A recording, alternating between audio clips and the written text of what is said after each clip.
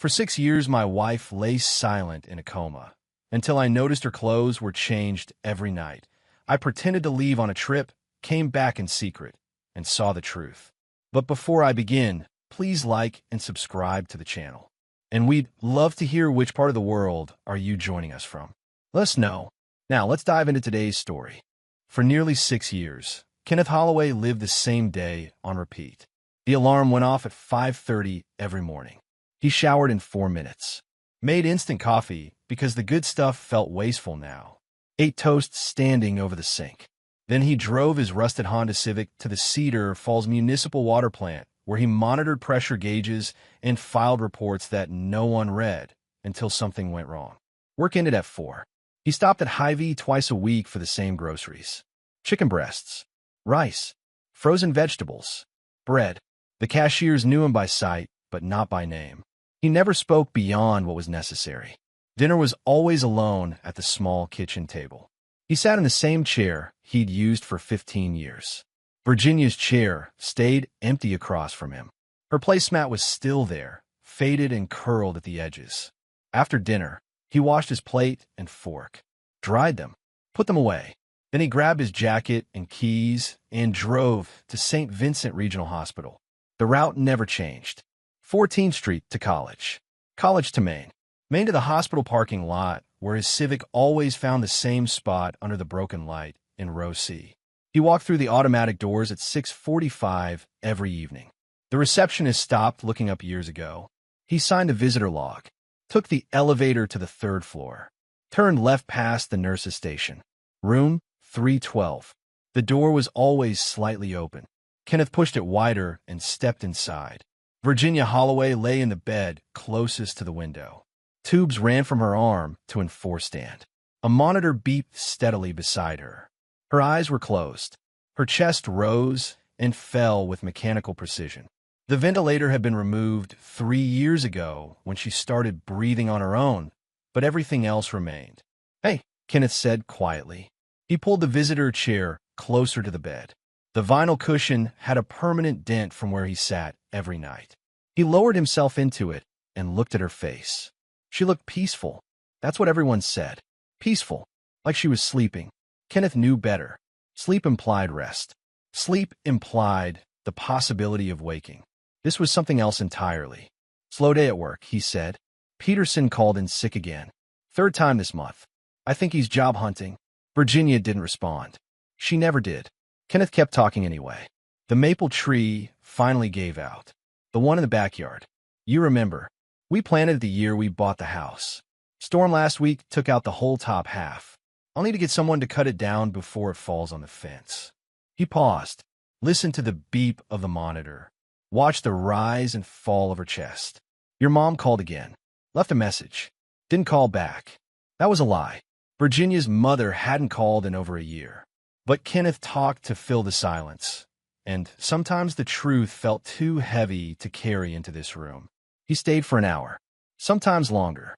He told her about bills and broken appliances and which neighbors had moved away. He told her about the weather, about the news, about nothing that mattered. He never told her that he was tired. He never told her that the house felt like a tomb. He never told her that sometimes, driving home alone in the dark, he forgot what her voice sounded like. At 8 o'clock, he stood, adjusted the blanket over her legs, made sure the call button was within reach of the nurses, even though she would never press it. "See you tomorrow," he said. Then he walked out, took the elevator down, signed out at the front desk, drove home to the empty house where he brushed his teeth, set the alarm, and lay in bed staring at the ceiling until exhaustion finally pulled him under. The next morning, the alarm went off at 5:30. And Kenneth did it all again. People in town called him devoted. They said it at the grocery store, at the gas station, at the water plant during the rare moments when someone tried to make conversation. That Kenneth Holloway, they'd say, still visiting his wife every single night. 6 years now. Most men would have moved on. Kenneth never corrected them. Devotion implied choice. Devotion implied love that endured. What Kenneth felt was something closer to obligation. A promise made in a church 15 years ago that he didn't know how to break. A marriage that had died long before the accident, but was kept alive by machines and insurance payments and the fact that walking away felt like murder. So he stayed. He sold his truck to cover the first year of care. A 2003 Silverado he'd bought used and babied for a decade. It hurt to watch the buyer drive it away, but the money kept Virginia in her private room for another few months. He paused his retirement contributions, stopped eating out, stopped buying new clothes. His wardrobe shrank to 5 work shirts and 3 pairs of jeans that he rotated through the week. He gave up fishing. That one hurt more than the truck. Fishing had been his escape. Saturday mornings on the Cedar River with a thermos of coffee and a tackle box his father had given him. No phone, no people, just the sound of water and the pull of the line. But the hospital bills didn't stop. The care didn't get cheaper. So Kenneth sold his fishing gear to a kid on Craigslist for $200 and used the money to pay down the balance he owed the medical supply company. He didn't fish anymore. He didn't do much of anything anymore. Virginia's mother stopped visiting after the second year. Her name was Diane. She'd flown in from Phoenix the day after the accident, crying and demanding answers that no one could give. She stayed for 2 weeks, came to the hospital every day, held Virginia's hand, talked to doctors, prayed loudly in the waiting room. Then she went home. She came back for Christmas that year, stayed 4 days, spent most of the time crying in Kenneth's guest room and asking why God would do this to her daughter. The next Christmas, she called instead of visiting. By the 3rd year, the calls became sporadic. Then they stopped altogether. Kenneth didn't blame her. Grief had a shelf life. People moved on because they had to. Virginia's friends faded faster. The first few months, they'd rotated through, brought flowers, sat with Kenneth in the cafeteria, promised they'd keep visiting. But watching someone lie unresponsive in a hospital bed was hard. It was uncomfortable. It made people confront their own mortality in ways they didn't enjoy. One by one, they stopped coming. Eventually, Kenneth was the only one left. He talked to her anyway, not because he thought she could hear him. The doctors had been clear about that. Brain activity was minimal. Responses were non-existent. She wasn't in a coma. She wasn't locked in. She was simply gone in every way that mattered, even though her body remained. Kenneth talked because the silence in that room felt like drowning. They're tearing down the old Walgreens on Main, he said one evening in late February. Putting up condos. Expensive ones. Not that it matters to us. He adjusted his chair. The vinyl squeaked under his weight. I fixed the bathroom sink. Leak's been driving me crazy for a month. Turned out to be the washer. 30-cent part. Took me 10 minutes. Virginia's face didn't change. It never did. Kenneth looked at her hands resting on top of the blanket. Her fingers were long and delicate. She used to paint her nails. Bright colors. Red. Purple. Once, a terrible shade of green that she'd laughed about for weeks. Her nails were bare now. Clipped short. Clean. Hospital policy. I'm thinking about selling the house, Kenneth said quietly. It was the first time he'd said it out loud. The thought had been growing in the back of his mind for months, pushing against the walls he'd built to keep it contained. It's too big for one person. Too many memories. Too expensive to keep up. He paused, waited, as if she might suddenly open her eyes and tell him not to, tell him to wait, tell him she was coming home. The monitor beeped. Virginia's chest rose and fell. Kenneth stood, smoothed the blanket one more time, said goodnight to a woman who couldn't hear him, and went home to a house that felt like a mausoleum. On a Thursday night in early March, Kenneth noticed something wrong. He'd signed in at the front desk, taken the elevator, walked the familiar path to room 312, pushed open the door. Virginia was in her usual position, head slightly elevated, arms at her sides, eyes closed. But something was different. Kenneth pulled the chair closer and sat down. He looked at her face, her hair, her hands. Then he saw it, her fingernails. They were trimmed neatly, filed smooth at the edges. And they were painted, a soft pale pink that caught the light from the window. Kenneth stared. Hospital policy didn't allow nail polish. He knew that. He'd asked about it years ago, back when he still thought about the small things that might make her comfortable. The nurse had explained that polish interfered with oxygen monitoring. Something about the sensors on the fingertips. It was a safety issue. He'd accepted it and moved on. So why were her nails painted now? Kenneth leaned closer. The polish was fresh. No chips. No smudges. Applied carefully, evenly. Someone had taken their time. He sat back in the chair. His mind moved slowly through possibilities. Maybe the rules had changed. Maybe they allowed it now. But that didn't make sense. This was the same hospital, the same staff, the same routines that had governed Virginia's care for 6 years. Maybe a nurse had done it as a kindness. But the nurses barely had time to keep up with their regular duties. They didn't have time for manicures. Kenneth stood, walked to the door, looked down the hallway. A nurse he recognized was updating a chart at the station. "Excuse me," Kenneth said. The nurse looked up.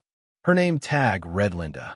She was in her 50s, heavy set, always efficient. "Yes, Mr. Holloway. My wife's nails. They're painted." Linda frowned slightly, walked over, looked into the room. "Oh," she said. "That's nice. Who did it?" Linda shrugged. "Families do that sometimes. It's sweet." "I'm her family," Kenneth said. "I didn't do it." Linda's frown deepened. "Well, maybe her mother visited? Or a friend?" "Her mother lives in Arizona. She hasn't been here in 3 years." Linda looked uncomfortable now. "I don't know, Mr. Holloway. Maybe one of the other nurses? I can ask around if you'd like." Kenneth shook his head slowly. "No, it's fine. Thank you." Linda nodded and returned to her station. Kenneth went back into the room, sat down, looked at Virginia's hands. Pale pink. Someone had painted his wife's nails. And it wasn't him. Kenneth didn't explode. He didn't make accusations. He didn't demand investigations or explanations. He watched. Over the next 2 weeks, he paid attention in ways he hadn't before. He looked at Virginia not as the woman he visited out of obligation, but as a puzzle with pieces that didn't fit. Her hair, for example. It was clean. Too clean. Washed regularly. Brushed smooth. The kind of maintenance that required effort and consistency. Kenneth had assumed the nurses did it. Basic hygiene. Part of the care package. But now he thought about the other patients he'd seen in long-term care over the years. The ones in shared rooms. The ones whose families had stopped visiting. Their hair was clean enough, but it wasn't styled. It wasn't maintained with the kind of attention Virginia's was. He started noticing other things. Her skin tone was healthy. Not pale or sallow like someone who'd been bedridden for years. There was color in her cheeks. A warmth that didn't make sense for someone who supposedly never moved. Her muscles hadn't wasted the way the doctors had warned him they would. In the early days, they'd talked about atrophy, about the way prolonged immobility destroyed muscle tissue. They'd mentioned physical therapy, range of motion exercises that the staff would perform to slow the deterioration. Kenneth had signed the consent forms and assumed it was being done.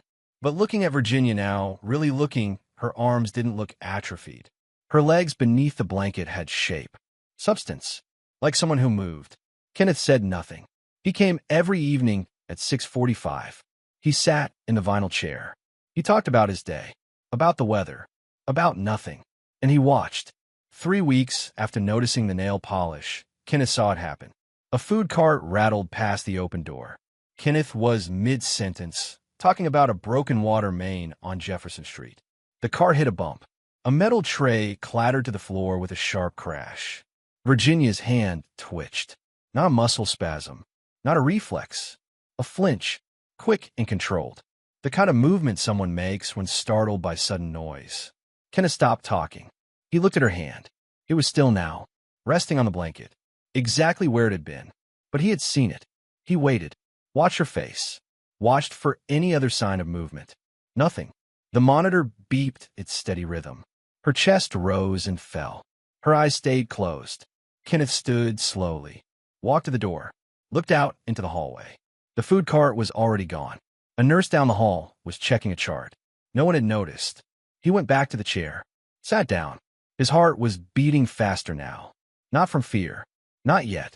From clarity. Kenneth spent the weekend thinking. He didn't tell anyone what he'd seen. Didn't call a doctor. Didn't report it to the nurses. He thought about the nail polish. The healthy skin tone. The maintained hair. The hand that twitched at sudden noise. He thought about 6 years of payments. Of sacrifice. Of visiting a woman who was supposed to be unresponsive. He thought about patterns. Patterns didn't lie. By Monday morning, Kenneth had made a decision. He called his supervisor at the water plant. Told him he needed a few days off. Personal matter. The supervisor surprised Kenneth was asking for time off at all after 6 years of perfect attendance. Approved it immediately. Then Kenneth prepared. On Tuesday evening, Kenneth followed his usual routine. He drove to the hospital, signed in, took the elevator to the 3rd floor, visited Virginia in room 312. He stayed for an hour, talked about work even though he hadn't been there, told her about a training seminar in Des Moines he'd be attending for the next few days. It's mandatory, he said. Water safety certification. I'll be gone Wednesday through Friday. Won't be able to visit. Virginia's face didn't change. Kenneth stood, kissed her forehead like he always did. Smooth and cool. No reaction. See you next week, he said. He left the room, signed out at the front desk, drove home. Then he packed a bag, toiletries, a change of clothes, snacks, a thermos of coffee. He grabbed the old digital camera he used to take on fishing trips, checked the battery, cleared the memory card. At 11:30 that night, Kenneth drove back to St. Vincent Regional Hospital. He didn't park in his usual spot. Instead, he pulled into the lot across the street, a shopping center that closed at 9. The lot was empty except for a few employee vehicles near the back. Kenneth parked facing the hospital. He had a clear view of the main entrance and the staff entrance on the east side. He turned off the engine, poured coffee into the thermos cap, and waited. Midnight passed, then 1 in the morning. Kenneth watched the hospital windows, watched the occasional nurse or doctor walk to their car, watched the night shift change at 2. At 2:45, the staff entrance door opened. A woman stepped out. She was wearing jeans and sneakers, a dark hooded sweatshirt. Her hood was pulled up, but even from across the street, Kenneth could see her face clearly under the parking lot lights. It was Virginia, his wife, who was supposed to be unresponsive in room 312, who hadn't walked or talked or opened her eyes in 6 years.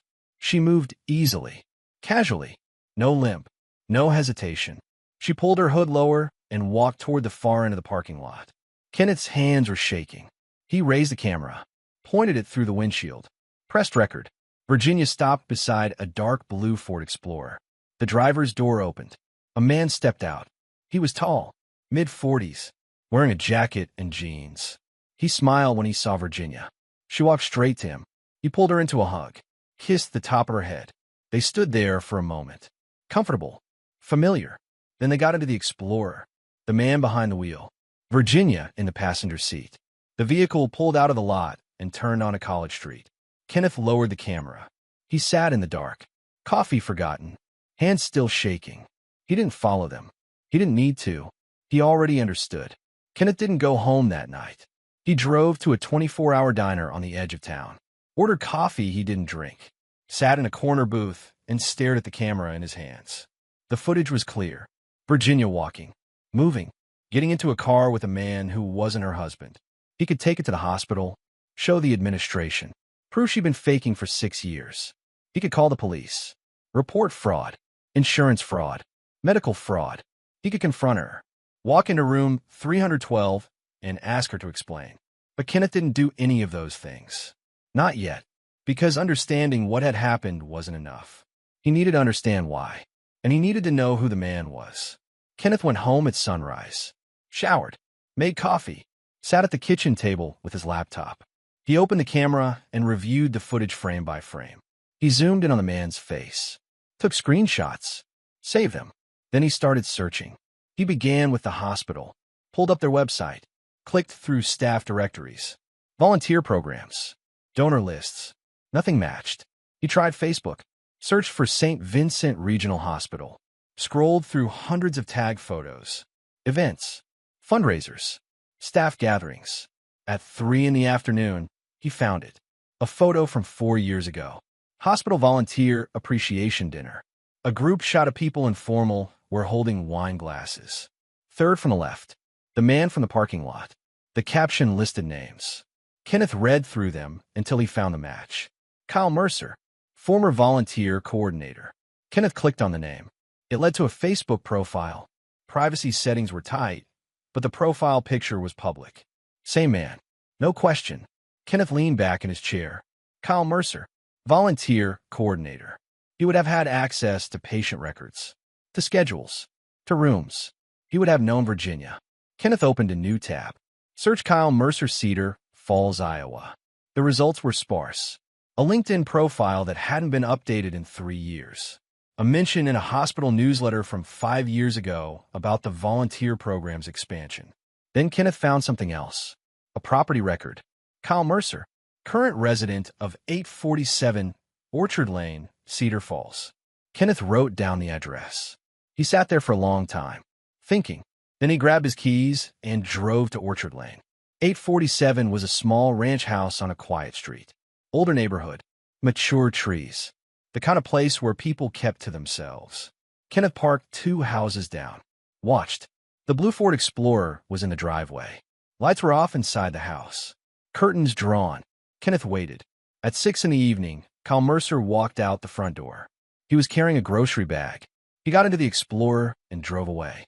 Kenneth waited 10 more minutes. Then he drove home. He didn't need to see more. He already knew enough. Over the next 2 weeks, Kenneth uncovered the rest. He didn't hire a private investigator. He didn't break any laws. He simply paid attention. He watched Kyle's house, followed his patterns. Kyle worked from home most days, left occasionally for errands, went to the gym 3 times a week. And every Tuesday and Friday night, Kyle drove to the hospital at 2:30 in the morning. Virginia's schedule. Kenneth checked hospital records he still had access to as her primary contact. He requested copies of her care logs, reviewed visitation records. The logs showed standard care, feeding, medication, hygiene, nothing unusual. But the visitation records only showed Kenneth. Because Virginia wasn't a visitor, she was a patient who left whenever she wanted. Kenneth started piecing together the timeline. The accident had happened 6 years ago. Single-car collision on Highway 20. No witnesses. No alcohol. No phone found at the scene. Virginia had been declared unresponsive at the hospital. Doctors couldn't explain it. Brain scans showed minimal activity. She met all the criteria for a vegetative state. Kenneth had signed the forms, agreed to long-term care, started paying. But now he wondered, what if the accident had been real, but the coma hadn't? What if Virginia had seen an opportunity and taken it? Kenneth pulled up Virginia's old emails. He still had access to the shared account they'd used for bills and household matters. He searched for Kyle Mercer, found 3 emails, all from 7 years ago, before the accident. The messages were casual, friendly, thanking Kyle for helping coordinate a charity event Virginia had worked on, making plans for coffee, asking about his weekend. Nothing overtly romantic, but the tone was warm, familiar. Kenneth kept digging. He found more. Text message records from their old phone plan. Before Virginia had switched to her own account 3 months before the accident. Hundreds of messages between Virginia and Kyle, starting 8 years ago, increasing in frequency. The content was mundane at first, work-related, then personal, then intimate. By the time of the accident, they were texting multiple times a day. Kenneth sat back, stared at the screen. She'd been planning to leave him. The accident had just given her a different way out. No divorce, no arguments, no splitting assets or explaining to friends and family why the marriage had failed. She could just disappear into a hospital bed and let Kenneth handle everything, while she lived another life. The full picture came together slowly. Virginia had been involved with Kyle for at least 2 years before the accident, deep enough to plan an exit strategy. The coma gave her everything she wanted without the mess of actually leaving. Kenneth worked overtime to pay for her care, sold his truck, stopped living his own life, while Virginia spent her nights with Kyle, slept in his house, lived freely, and during the day, she returned to the hospital, climbed back into bed, closed her eyes, let the nurses check her vitals and update her charts. A perfect system. No one questioned a patient in long-term care. No one looked too closely. The staff was overworked and underpaid. As long as Virginia appeared stable, they had no reason to suspect anything. And Kenneth had been too devoted to notice. That was the word everyone used. Devoted. He'd been a fool. For 6 years, he'd mourned a woman who wasn't dead, paid for care she didn't need, sacrificed everything while she moved on. She'd replaced him, and she'd done it without ever having to face him. Kenneth sat alone in the dark kitchen. The same kitchen where he'd eaten dinner alone for 6 years. The same table where Virginia's chair had stayed empty. He didn't cry. He didn't rage. He felt something colder. Clarity. And a decision forming in the quiet. Kenneth didn't confront Virginia. He didn't walk into room 312 and demand answers. Didn't threaten Kyle Mercer. Didn't call the police or the hospital administration. He simply stopped paying. It wasn't dramatic. No angry phone calls. No canceled checks thrown in anyone's face. Kenneth just quietly began making changes. First, he called the insurance company. Spoke to a representative named Teresa who sounded tired and overworked.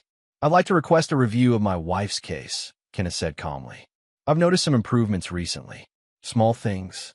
Muscle tone. Responses to stimuli. I think it might be worth having her reassessed." Teresa put him on hold. Came back 5 minutes later. "We can schedule an evaluation," she said. "It's standard procedure when there's potential for improvement.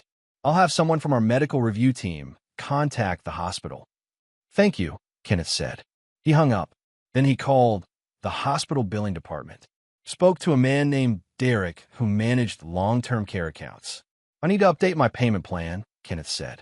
"I've been covering non-essential services out of pocket. I like to scale back to just the basics." "What insurance covers?" Derek pulled up the account. "Let me see. You've been paying for the private room. Enhanced hygiene services. Physical therapy. We can move her to a shared room and reduce the additional services. That would cut your monthly cost significantly." "Let's do that," Kenneth said. "Are you sure?" Derek asked. "She's been in that room for 6 years. It might be disruptive to move her." "I'm sure," Kenneth said. Derek processed the changes. "Okay, this will take effect at the start of next month. You'll see the reduced billing then." Kenneth thanked him and hung up. Next, he called the financial advisor who managed what little remained of their joint savings. Asked about liquidating the account Virginia's care had been drawing from. "I want to close it," Kenneth said. "Transfer what's left into my personal account." The advisor hesitated. "That account is designated for medical expenses. If you close it, you'll lose the tax advantages." "I understand," Kenneth said. "Is everything okay?"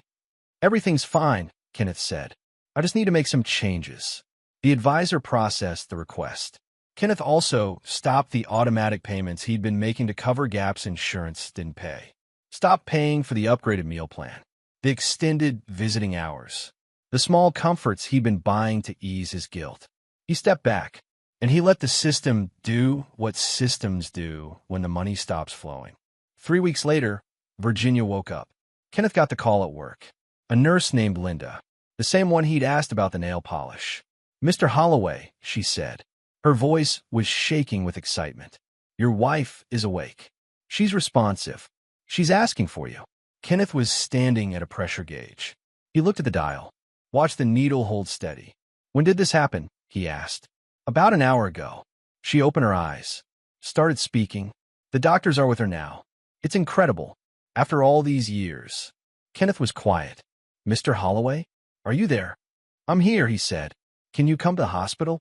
"I'll be there soon," Kenneth said. He hung up, finished his shift, clocked out at 4, drove home, changed his shirt, made a sandwich, ate it slowly. Then he drove to the hospital. Room 312 was crowded. 2 doctors Kenneth had never seen before. 3 nurses. Equipment that hadn't been there yesterday. Virginia was sitting up in bed. Her eyes were open, alert. She looked thinner than he remembered. Older, but very much awake. She saw Kenneth in the doorway. Her face crumpled. "Kenneth," she said. Her voice was hoarse, weak, like someone who hadn't used it in years. One of the doctors turned. "Mr. Holloway, I'm Dr. Patel. This is remarkable, truly remarkable. We're running tests, but your wife appears to be fully responsive. Motor function is good. Cognitive function seems intact. We'll know more in the coming days, but this is beyond anything we expected." Kenneth nodded, said nothing. Dr. Patel seemed to expect more emotion. When none came, he cleared his throat. "We'll give you 2 some privacy. Virginia needs rest, but I'm sure you have a lot to talk about." The medical staff filed out. The door clicked shut. Kenneth stood at the foot of the bed. Virginia was crying now, tears running down her face. I'm so sorry, she said. Kenneth, I'm so sorry. I don't know what happened. I don't know where I've been. It's all so confusing. But I'm back. I'm here. Thank God I'm here. Kenneth pulled the visitor chair closer. Sat down. You're awake, he said flatly. I don't remember anything, Virginia said quickly, the words tumbling out. The last thing I remember is driving. Then nothing. Just darkness. And now I'm here. 6 years. They told me it's been 6 years. I can't believe it. I can't believe you waited. She reached for his hand. Kenneth didn't pull away, but he didn't take her hand either. Virginia noticed. Her tears slowed. Kenneth, the doctors are asking questions, Kenneth said. About the timeline. About your condition. Insurance is involved now. They want to understand how someone in a vegetative state for 6 years suddenly recovers. Virginia's face went pale. What do you mean? They're reviewing your medical records, looking at the care you received, trying to figure out if something was missed, or if something else was going on. I don't understand, Virginia said, but her voice was different now, less certain. Kenneth looked at her, really looked. You will. Virginia asked for Kenneth again the next morning. He didn't come. The nurses called, left messages, said Virginia was asking for him, needed him, was confused and scared. Kenneth deleted the voicemails. On the third day, he went back to the hospital. Virginia was alone in her room. The medical staff had moved her to a shared room on the second floor, the downgrade from her private space. She was in the bed by the window. An elderly woman in the other bed was asleep, snoring softly. Virginia looked up when Kenneth walked in. Relief flooded her face. You came, she said. Kenneth sat down. We need to talk. I know, Virginia said quickly.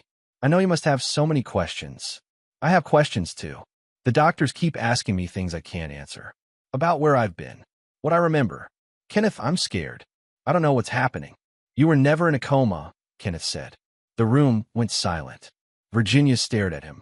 What? You were never unresponsive. You faked it. For 6 years. That's insane, Virginia said. But her voice was shaking. I saw you, Kenneth said calmly. 3 weeks ago. I watched you walk out of the hospital at 3 in the morning. I watched you get into a car with Kyle Mercer. I have it on video. Virginia's face drained of color. Kenneth, I know about the emails, the text messages. I know you were planning to leave before the accident. I know you saw an opportunity and took it. Please, Virginia whispered. Let me explain. I'm not interested in explanations, Kenneth said. I'm here to tell you what happens next. Virginia was crying again now. But these tears were different. Desperate. The insurance company is investigating, Kenneth said. They've already started reviewing your records. They're looking at the care you received, the money that was paid. When they find out you were faking, they'll want it all back. Every penny, plus fraud charges. I'll tell them it was a mistake, Virginia said quickly. I'll tell them I was confused, that I lost time, that I didn't know what I was doing. That won't work, Kenneth said, because the hospital has security footage. And when they review it, they'll see you leaving, coming back, over and over, for years. Virginia's hands were shaking. What do you want from me? Nothing, Kenneth said. Then why are you telling me this? Because you left me 6 years ago, Kenneth said evenly. You let me work myself into the ground. You let me sell everything I owned. You watched me give up my life while you lived yours. And now it's my turn. Virginia was sobbing. Please, Kenneth. Please. I made a mistake. I know I did, but I never meant for it to go this far. I thought I'd just do it for a few months, just until I figured things out. But then it became easier to stay, and I was trapped. I didn't know how to come back. You weren't trapped, Kenneth said. You were comfortable. I'll make it right, Virginia begged. I'll tell them it was my fault. I'll take responsibility. Just please don't leave me like this. Kenneth stood. The house is sold, he said. The accounts are closed. I filed for divorce 2 weeks ago. You'll be served once you're discharged. You can't do this, Virginia said. I already did. Where am I supposed to go? I have nothing. No job. No money. No one. You have Kyle, Kenneth said. Virginia's face twisted. Kyle's gone. He stopped answering my calls the day I woke up. Kenneth wasn't surprised. Men like Kyle Mercer didn't stick around when things got complicated. Then you'll figure it out, Kenneth said. Like I did. He walked to the door. Kenneth. Virginia's voice broke. Please. I'm sorry. I'm so sorry. Kenneth stopped. Turn back. I know you are, he said quietly, but sorry doesn't give me back 6 years. He left. Virginia's sobs followed him down the hallway. But Kenneth didn't stop, didn't look back. He'd already given her too much of his life. He wasn't giving her another second. The investigation moved slowly but thoroughly. Insurance fraud investigators interviewed hospital staff, reviewed security footage, pulled medical records. They found exactly what Kenneth knew they'd find. Virginia Holloway had been leaving the hospital regularly for years. The footage showed her walking out, walking back in, always during night shifts when staffing was minimal. The nursing staff who'd been on duty during those times were questioned. Most claimed they had no idea. A few admitted they'd seen her moving occasionally, but assumed it was improvement, that she was getting better. No one wanted to admit they'd been negligent. The hospital administration tried to contain the scandal, issued statements about reviewing their protocols, placed certain staff members on administrative leave. But the damage was done. Virginia was charged with insurance fraud, medical fraud, filing false claims. The charges weren't dramatic. No handcuffs, no perp walk, just paperwork and court dates and lawyers who billed by the hour. Her court-appointed attorney tried to negotiate a plea deal, argued that Virginia had been suffering from a mental health crisis, that she hadn't understood the consequences of her actions. The prosecutor wasn't interested. The case was too clean, the evidence too clear. Virginia had deliberately defrauded the healthcare system for 6 years. She'd cost the insurance company hundreds of thousands of dollars. She'd wasted hospital resources. She pleaded guilty to avoid trial. The judge sentenced her to probation, community service, restitution payments that would take the rest of her life to pay off. No prison time, but the consequences didn't need prison to be devastating. Virginia's reputation collapsed quietly. Her name appeared in the local news. Not front page, just a small article on page 5. But in a town like Cedar Falls, page 5 was enough. People talked, whispered in grocery store aisles, shared the article on Facebook with shocked emoji reactions. Virginia Holloway, the woman everyone had felt sorry for, the woman whose husband had been so devoted. She'd been faking it all along. The story spread. Friends who'd visited in those early months felt betrayed, angry. They grieved for her, prayed for her, and she'd been lying in a hospital bed fully aware while they cried beside her. Virginia's mother flew in from Phoenix for the court hearing, sat in the back row, didn't speak to her daughter afterward. When Virginia tried to call her a week later, Diane didn't answer, didn't call back. Virginia was alone. Kyle Mercer had disappeared completely, changed his number, deactivated his social media. A neighbor on Orchard Lane mentioned he'd moved out of state. Colorado, maybe, or Montana. Gone either way. Virginia tried to find work. Applied to retail jobs, administrative positions, anything. But background checks revealed the fraud conviction. Employers moved on to other candidates. She eventually found a job stocking shelves at a discount grocery store on the edge of town. Night shift, minimum wage. She moved into a shared apartment near the bus line. 2 roommates she barely knew. A single bedroom with peeling wallpaper and a window that didn't close all the way. She rode the bus to work, spent her shifts in silence, came home to an empty room. At 43 years old, Virginia started over with nothing. No savings, no marriage, no reputation, no one waiting beside her bed. Kenneth didn't watch her fall. He didn't need to. He'd already moved on. Kenneth moved to a smaller town near Decorah. The house in Cedar Falls sold quickly. Too many memories, but good bones. A young couple bought it. Told Kenneth they loved the big backyard.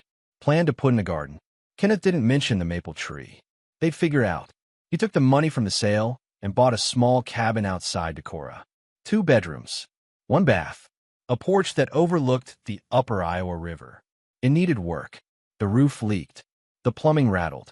The kitchen was decades out of date. Kenneth didn't mind. He spent his first month there fixing things. Replaced the roof shingles himself. Replumbed the bathroom. Sanded and refinished the kitchen cabinets. He worked slowly. No rush. No one waiting for him at a hospital. No bills piling up that he couldn't afford. Just the sound of the river and the work of his own hands. He got a job at a smaller water treatment facility in Decorah. The pay was less than Cedar Falls, but he didn't need much anymore. He lived simply, kept his expenses low, saved what he could. On weekends, he fished.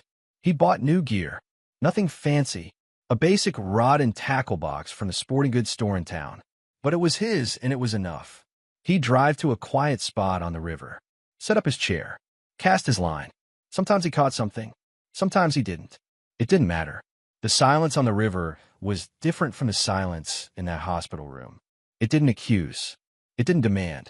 It just existed, and Kenneth could exist inside it without feeling like he was drowning. He made a few acquaintances in town. The guy who ran the hardware store. A waitress at the diner who remembered his coffee order. He didn't make friends. Not real ones. But he didn't feel lonely either. Lonely was what he'd felt for 6 years, sitting beside a woman who wasn't really there. This was different. This was peace. On a Saturday morning in late September, Kenneth was on the river when his phone rang. He almost didn't answer, but the number was local. Decorah, area code. He picked up. Mr. Holloway? A woman's voice.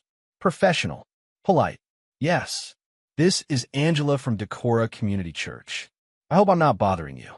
Your name came up as someone who might be interested in volunteering for our weekend meal program. We serve breakfast to folks in need every Saturday morning. We're always looking for help. Kenneth watched his fishing line drift in the current. I'm not much of a church person, he said. That's okay, Angela said kindly. We're not looking for members, just people willing to show up and help.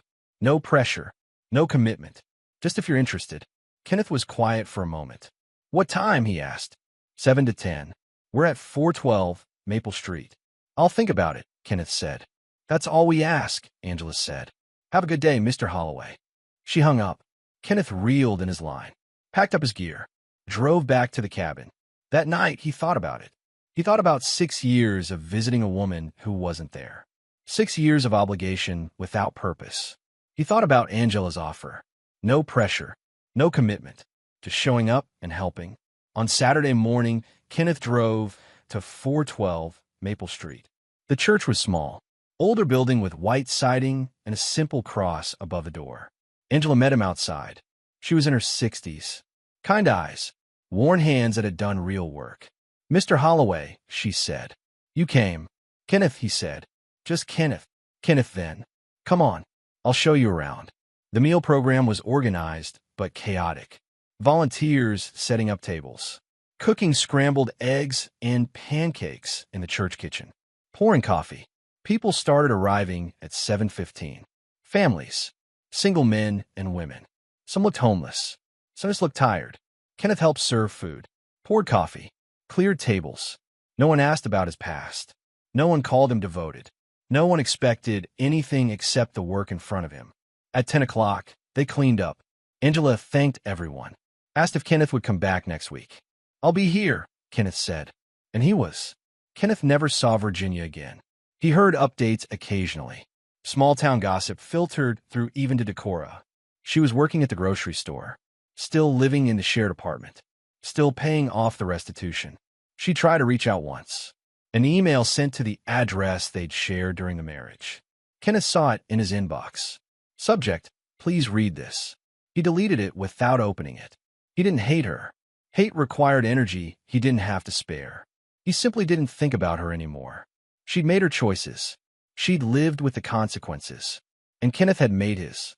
Virginia learned slowly what it meant to lose everything. She learned that trust, once broken, was nearly impossible to rebuild. That reputation mattered in ways she'd never considered. That starting over at 43 with nothing was harder than anything she'd imagined. She worked her night shifts, stocked shelves, avoided eye contact with former friends who sometimes shopped there. She rode the bus home in the dark, sat in her small room, thought about the 6 years she'd spent pretending to be helpless while Kenneth carried the weight of her choices. She thought about what she'd lost. Not just Kenneth, not just the house or the savings or the life she'd had. She'd lost herself.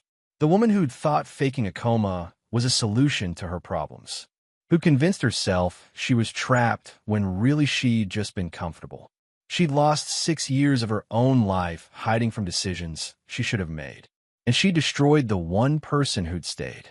Some nights, she wanted to call Kenneth. to apologize again, to explain, to ask if there was any way to make things right. But she knew the answer.